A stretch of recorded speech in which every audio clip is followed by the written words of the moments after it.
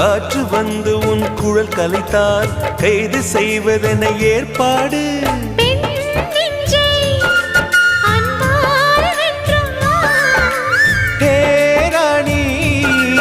அந்த இந்திரலோகத்தில் நான் கொண்டு தருவேன் நான் ஒரு பூவீதம். உன் அன்பு அது போதும்.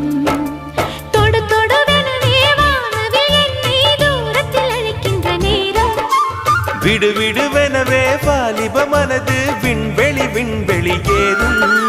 மன்னவா ஒரு கோயில் போல் இந்த மாளிகை எதற்காக?